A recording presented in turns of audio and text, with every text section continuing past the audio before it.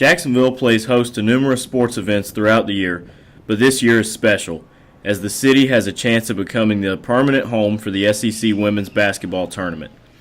Alan Verlander, COO of Jacksonville Sports Council, is doing everything he can to help make it an easy decision for the Southeastern Conference.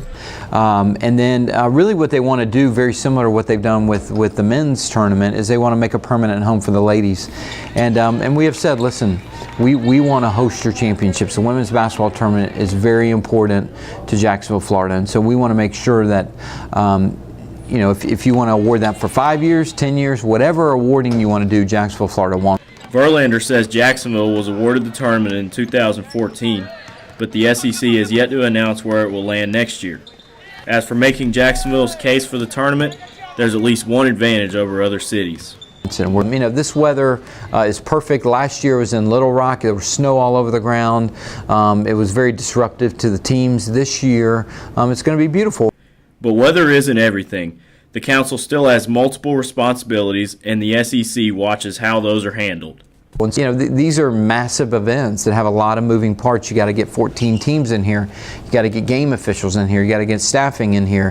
Hotels, making sure they understand what their role is. Restaurants, arena. So, a lot of those meetings you can't just have in 1 week. You got to plan those accordingly. According to Alabama head coach Christy Curry, coaches and players on each team are here for one reason: to win basketball games and move on to the next round. Our focus is the next game, and it's we wish we had more time to sightsee, but it's more down to business when you come on a trip. It's a business trip.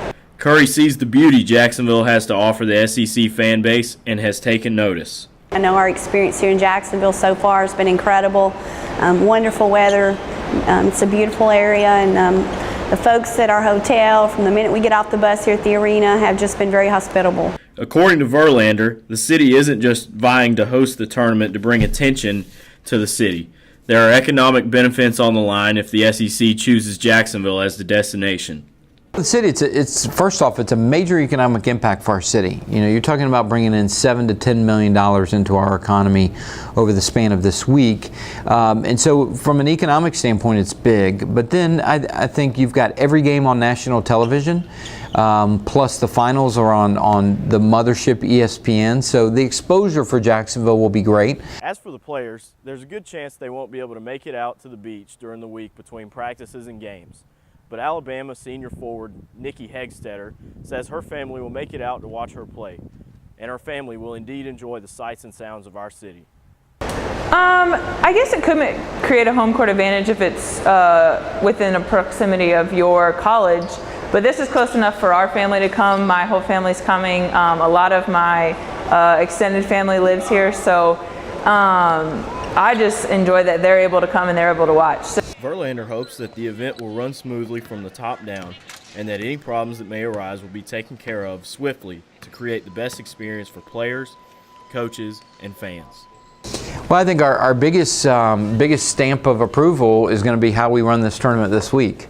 If we weren't able to do a good job, then if I'm the SEC, I'm going to look and go, I'm not going to bring it back to you.